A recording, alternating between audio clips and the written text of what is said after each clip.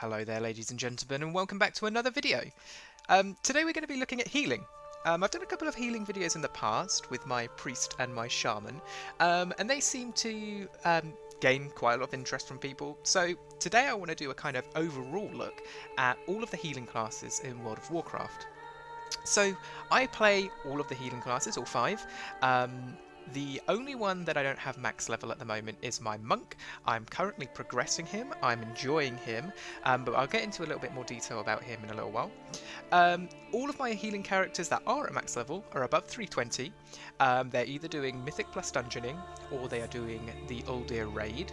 Obviously, if you guys know me and you've watched other videos on my channel, you know that I main my Shaman. However, by the end of this video, you may find out that I may be looking to actually main another healer, because I've been enjoying it so much. So without further ado, let's move on to the first healer.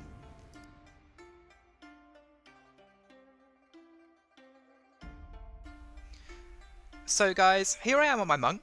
He is a Margar Orc monk. I have leveled him in the new expansion. He is 112 at the moment. And I'm actually really enjoying him. Here I am in a dungeon on the Horde side for Battle for Azeroth. We're on the first boss, and we are looking at the different kind of spells that I'm using to heal the party. So Essence Font is really good for, I found, party-wide healing. One thing that I like the monks, that the monks do, is they're very good at getting out of them oh shit kind of situations. It really helps with the Jade Serpent Totem, which I've obviously talented into, for that kind of constant soothing miss heal. I really like the fact that you are constantly healing without kind of without taking away that movability, so I can move around and be healing at the same time. Obviously with this boss we killed it quite quickly. I think the tank in here was actually really overgeared for what he was doing.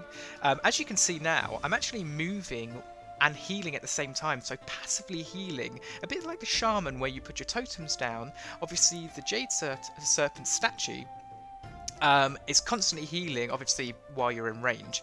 So as this bit we're going down and we're trying to dodge the arrows coming down, movability with the monk is really useful with rolls and obviously Chai Torpedo. The only thing that I have found, and as you'll see as this kind of goes on, mana is a little bit of a problem for the monk, I found.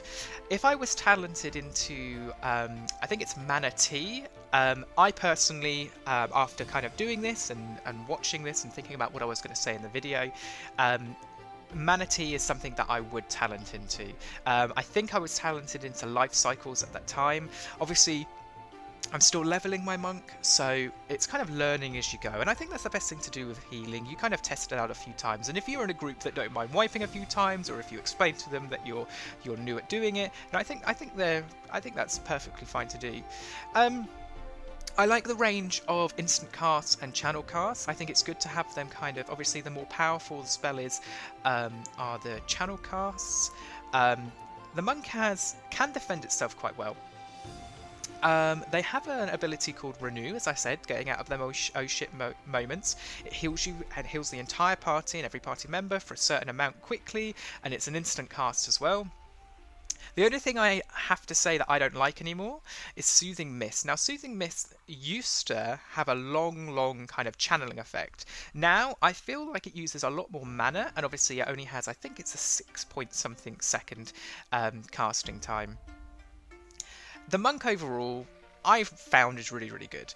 I wasn't really getting into it at the very start, but actually forcing myself to play him to do this video, I've actually really enjoyed it, and I think after I finish editing this, I might actually go back and play my monk.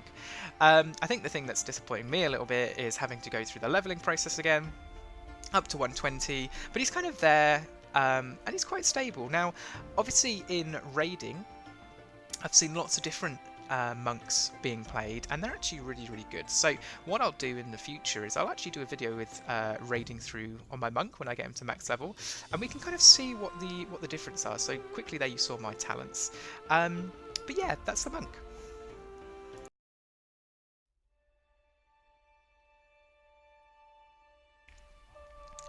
the Druid. So in Legion, the Druids were overall the best healers in the game. They have taken a little bit of a hit, in my opinion, in Battle for Azeroth. With the new update, I haven't really checked through the patch notes of how Druids have been doing. I personally like to play Feral on my Druid, but a healing Druid is always needed now and then. So obviously, as you know, and you should know, Druids are a hot healer, so heals over time. It's something that I'm not used to, and again, as I said with the monk, goes through a lot of mana. Now, I don't know if that was just because I was kind of rushed into the kind of situation of the dungeon, as they've already completed one boss and we're kind of going quite fast.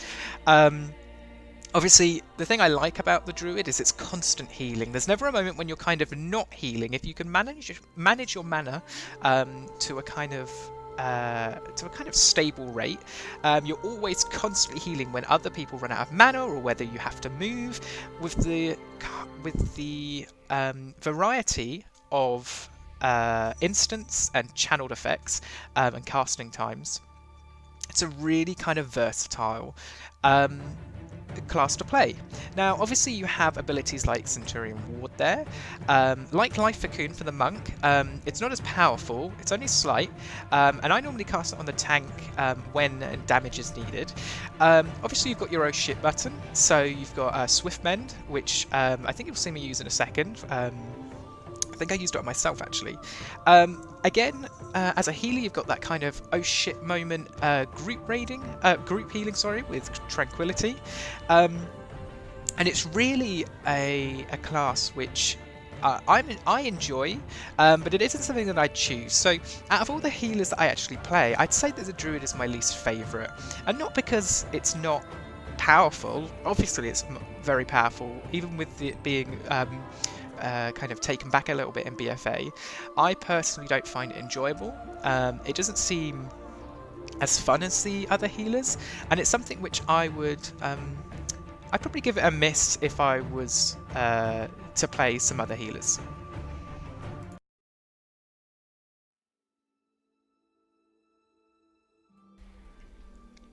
The Discipline Priest. So the Discipline Priest is something that I decided to do after I'd kind of had enough of playing my Restoration Shaman. It was my second healer that I brought onto the game, and it was actually the second character that I decided to make once I'd got my Restoration Shaman in Legion to a certain point. Now, it's my third character to level in Battle for Azeroth. I did a Death Knight before it, and there was a time when I was actually playing Holy quite a lot, but with the new update on 8.1, I found that Discipline Priests have been taken back a little bit, but they're still very powerful. And I think it's good that they've been taken back a bit, just to let the other healing classes shine a little bit more. So obviously, if you've watched my other video, you know that Discipline Priests heal via doing damage. So you cast atonements on your party members, and then you deal damage to enemies around you. So using things like Shadow Word Pain are really useful, so you kind of dot everything. As you can probably see with me killing this mob here, I try and dot everything with healing Shadow Word Pain. So that's constant damage, and if you've applied Atonement, then it allows you to constantly heal whoever you've got the Atonement on. So Power Word Radiance applies Atonement, I think it's for 7 seconds on every single party member in a certain radius, which is really, really useful, again, if you've got constant damage going on. So you've got abilities like Angelic Feather, which allow you to move really fast, so if you're in a raid encounter or a boss encounter and you're about to step in the fire, you can get out really quickly. Obviously, you've got things like Holy Barrier, which obviously stop a certain amount of damage, which is really good. That's good for melees, I find. Your AoE heal is really your Holy Halo effect. And I find the priests are really, really good at kind of constant healing. Now, unlike the other healing classes, mana isn't really a problem. You will find it very, very hard to run out of mana. And if you are running out of mana that fast, obviously that depends on how long the raid encounter is, but obviously you should be spacing out your casting effects and you should have mana to last you the entire raid boss. However, I find that if you are running out of mana, then you are doing something wrong. When I first started playing the priest, I was using mana like anything, and I was kind of like, what am I doing wrong? I'm using more mana. Take a look at things like Icy Veins, take a look at Noxic, obviously their guides are there to help you. They're not there to tell you what to do. However, the Discipline Priest has been really fun for Battle for Azeroth. And it's something that I think I'm going to be playing quite a lot with the new PvP system. The only thing I'd say bad about the priests are if you're by yourself and decided that you want to level by yourself, their damaging effects are useless. Obviously, I know that kind of counteracts what you say, because obviously you heal through the damage, but that's the only bad thing I can say about the priests.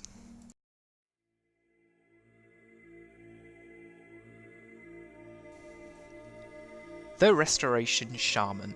Now, as you guys know, if you've watched a couple of other my videos, you know that I main a Restoration Shaman. His name is Mohammed. He is my favourite character in the entire game. I moved to the Shaman when I moved over to the from the European server, to the US servers. And it's kind of been it's been my healer for the start of Legion, the start of Battle for Azeroth. It's something that I've really enjoyed. Now, I was a little bit disappointed with the way that Blizzard worked the Restoration Shaman at the start of BFA. However, since Tuesday, I've done a bit of raids, I've done obviously a little bit of dungeoning, as you can see here, and I really have enjoyed it. They've reworked High Tides, which is a really good passive effect. They've increased the healing by Healing Rain and Chain Healing, so Chain Healing is really powerful, so I think they're going to stand out a little bit more in raids. With the talents at the moment, I was actually talented into the wrong things for dungeoning. So I should have Earth Shield on the tank in this dungeon. However, I hadn't changed my talents from when I was raiding the other day. It doesn't matter though, because we were playing a normal, and I think I was, obviously, as you can see from my scatter meters, I was healing quite well. So the things that the Shaman kind of are really powerful with are the totem healing. So you put down your totems and you are constantly passive healing. If you time it correctly, especially with, I think it's Echo of the Elements, you have 2 of your healing stream totems. Now, if you can time this, there's to the correct point, and obviously it's the understanding of the boss that you need in the situation that you're in as well. However, you can always have totems down, constantly healing. So not only are you constantly healing with your totems, but you're also constantly healing with Healing Rain, with your Riptides that are healing. Now, the Shamans are quite good because they've got 2 oh shit buttons, as I like to say. They've got their Healing at Tide totem, that heals for massive amounts of damage, and obviously you've got Spirit Link totem. Now, with War Mode, you do have a talent that changes Spirit Link that links each player for 20 seconds, and obviously it distributes I think it's at 20%, it distributes across all players. Now, in these kinds of situations, you don't want to be talented into that. You want it to be a totem, which again is for them oh shit moments. The Shaman in general has got other totems like the Capacitator totem and the Tremor totem and the Earthbind totem. They're really good if you get left behind, or if the tank can't gain aggro and you just want to keep yourself alive for a little bit. Obviously, you've got your defensive cooldowns as a Shaman as well, like Astral Shift. Obviously, it's not as powerful as the Paladin's Bubble. However, it could be the difference between living and dying. Now, the cons of the Restoration Shaman are the casting spells that it has. So, the Restoration Shaman, as it should be in dungeons, only really has 1 instant cast, and that's Riptide. The rest are having to stand still, like Healing Wave or Healing Surge, and even though Healing Surge is much faster, spamming Healing Surge can sometimes do things wrong.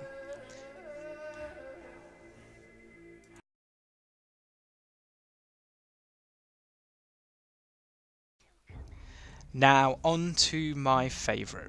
This is the Holy Paladin. So, I started playing the Holy Paladin in 8.1 because of the new animations. I'm a very cosmetics guy. I like seeing different animations and how pretty the game looks. And I fell in love with it again.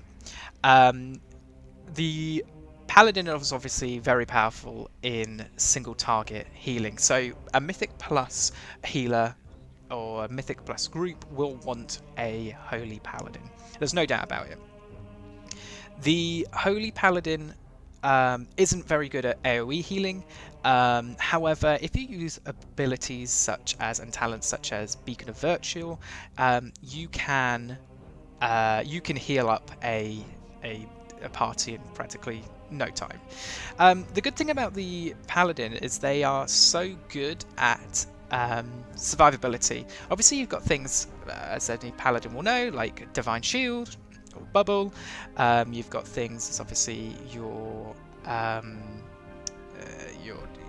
Consecration, so obviously you're able to deal a lot of damage. And it's more about deflecting damage, I find, with the Paladin. You've got lots of effects that if you apply to tanks, that a certain percent of their damage will go onto you. So making sure that your survivability is high yourself will help you a lot. So obviously, as you can see, in this dungeon there was a Druid. So the Druid obviously self-heals himself, so we were competing with how much damage we were doing and how much healing we were doing. But when you see when we get onto the boss, you'll see, because there wasn't a lot of damage at this very moment on the party, obviously the Druid is out healing me, but when there's more damage on the party, you'll see. So, one AoE ability, it's quite limited. I feel like they're powerful in small groups, however in raids, you want to be focusing on the tanks. Now, obviously, I've at this very moment in time, I've talented into Beacon of Virtue, but obviously, depending on what situation you're in, really depends on what beacon you want to use. Judgment, obviously, if you're talented into Judgment, it's really good. You've got to make sure you use it off cooldown. Obviously, you've got your cooldown abilities, which are mega healing. You'll see me use them in a second. It's unbelievable. If anybody dies while you're a Paladin, it's very, unless you're new or unless you don't know what you're doing, it's very hard to let somebody die with the Paladin.